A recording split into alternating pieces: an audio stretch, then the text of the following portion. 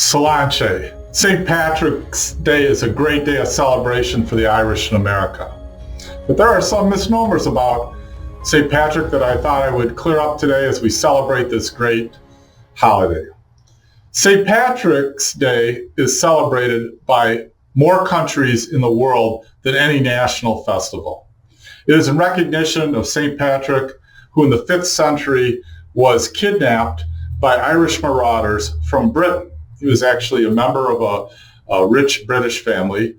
He was pushed to Ireland by these marauders at 16, became a shepherd, heard a word from God, as the folklore goes, to escape to the coast where a ship would take him back to Britain. He got back to Britain, all that happened, and he decided that he would serve God as a priest.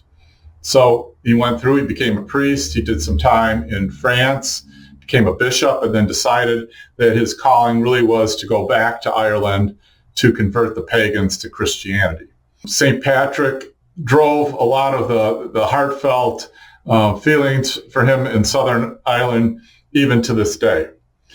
When the potato famine happened in the 1850s, a lot of Irish came over, and they were poor. They were starving from their homelands. The potato famine had wreaked a lot of havoc. And they decided that they could, by uniting together, that they could make an impact both politically and within the legal system. And so they got educated and started to be a force in politics, otherwise known as the Green Machine. So they influenced a lot of elections. The first St. Patrick's Day celebration was not in Boston or New York, as most people believe, but it was actually in St. Augustine, Florida in 1601. A vicar from one of the Irish colonies down there, Arturo, basically allowed a St. Patrick's Day celebration. The largest parade in the world is in New York. Millions come out for that parade, and it's really a great celebration. But there is some things that a lot of people don't know as they celebrate today that I thought I'd introduce to you. One of them is the shamrock, which St. Patrick used to explain the Trinity to the pagans in Ireland. And it's really, associated with Irish. You can see my shamrock on my hat here today. But the shamrock explained the Trinity.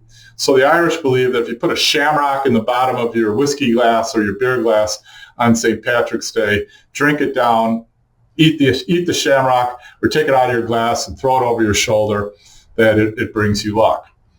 The Irish were also prospectors, gold prospectors, and as the United States started migrating out west, they were known to be some of the more prolific finders of gold, which hence gave the term luck of the Irish. And while corned beef and cabbage is often associated with the Irish, it's really an American innovation. The Irish were known to eat ham and cabbage, but they couldn't afford ham in America, so the Irish women would wait on the docks, and as the ships came in from tea trade in China, they would barter to buy the corned beef. The corned beef was often soaked in a lot of salt and brine and could preserve over a long journey all the way to China, and they would buy the leftovers. Because it had such a high salt and brine content, they would boil it 2 or 3 times and add a little cabbage to take the salt and the brine out of it, and hence you had corned beef and cabbage, and that was really viewed to be an American staple.